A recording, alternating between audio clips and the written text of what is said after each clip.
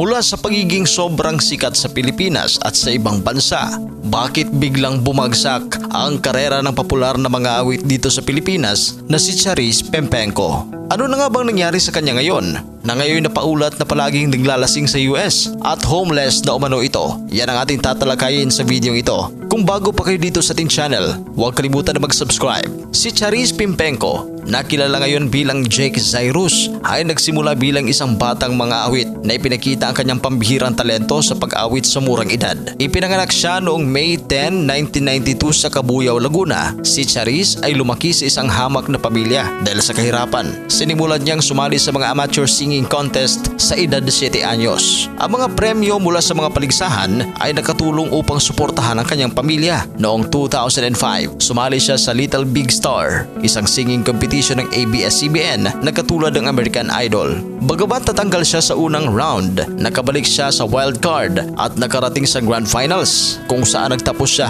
bilang third placer. Dito una nakilala ang kanyang natatanging talento sa pag-awit ng birit songs tulad ng mga ballad at power songs. Ang pagputok ng career ni Charice ay nagsimula nang ang kanyang mga video performance sa mga singing competitions ay in-upload ng isang fan sa YouTube noong 2007. Ang kanyang rendition ng malalakas na kanta gaya ng And I Am Telling You I'm Not Going at I Will Always Love You, kung saan naging viral noon. Ang mga videos ay umani ng milyon-milyong views na nagdala sa kanya ng international recognition. Inimbitahan siya ni Ellen DeGeneres matapos mapanood ang kanyang videos. Noong 2007, nag-perform siya sa show kung saan pinahangan niya ang buong mundo. Noong 2008, inimbitahan naman siya ni Oprah Winfrey na tumulong sa kanyang career. Si Oprah rin ang nagpakilala kay Charice kay David Foster, isang sikat na music producer. Sa ilalim ng mentorship ni David Foster, nagkaroon siya ng pagkakataong mag-perform kasama mga international artist tulad ni Andrea Bocelli at Celine Dion. Noong 2010, inilabas niya ang kanyang self-titled international album na na-feature ng hit song na Pyramid kasama si Iyaz. Ang album na ito ay pumasok sa Billboard 200 na naglagay sa kanya bilang unang Asian solo artist na nakapasok sa top 10. Lumabas siya sa seryeng Glee bilang Sunshine Corazon noong 2010 na nagbigay ng mas malawak na exposure sa kanyang talento sa pag-awit at pag-arte. Mula sa isang simpleng simula, nagawang maabot ni Charice ang tagumpay sa international stage na isang bihirang tagumpay para sa isang Pilipino sa industriya ng musika. Pero sa isang iglap ay nagbago ang kanyang buhay. Biglang bumagsak ang kanyang karera.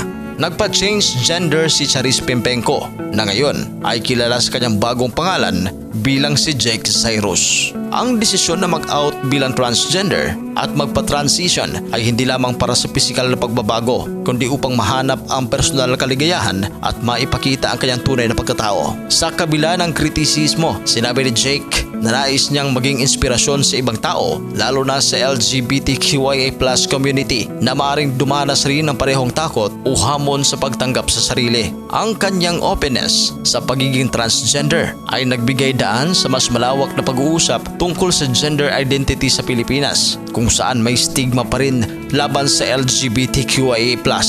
Nitong 2025 lang, nadurog ang puso ng ilan sa ating kababayan sa US dahil sa hindi magandang katayuan ng dati nating nakilalang si Charice Pempengco na ngayon ay si Jake Zyrus. Ayon kasi sa ulat, nakikitira na lang daw ito sa isang gay couple na fans niya. Yun nga lang, hindi kaaya-aya ang living conditions si Jake doon dahil wala siyang sariling kwarto at nagkakasya na lang daw ito sa pagtulog sa sofa sa living room ng bahay ng kanyang tinutuluyang couple. May mas matindi pang kwento tungkol kay Jake. Sa isang bar daw na kanyang pinuntahan, napasobra siya sa pag-inom ng alak. Hindi naman malinaw kung may gig siya sa bar na yon. Sa sobrang pagkalango raw dito sa alak, bigla itong bumagsak sa kanyang kinauupuan. Mabutit may tumawag na ambulansya na agad namang rumisponde. Inakala pa ng ilan na hindi na humihinga si Jake, pero mabuti na lang at na-revive ito dahil isisilid na siya dapat sa body bag. Kung may maganda mang balita tungkol kay Jake, ito ay ang kanyang pagkakaroon ng bagong nobya. Noong June 2024, nang kanyang isinapubliko ang tungkol sa kanila ng Phil-American singer at makeup artist na si Chisa Laureta. Sumali rin ang nobya nito sa The Voice of USA noong 2012. Umaasa naman ang kanyang mga fans na sana ay si Chisa ang magsisilbing daan para ituwid ni Jake ang kanyang tila na pariwarang buhay. Ano bang reaksyon ninyo dito sa ating video? Please comment down below at sa hindi pa nakapag-subscribe, huwag niyong kalimutan na mag-subscribe sa Showbiz Caster. Maraming salamat po.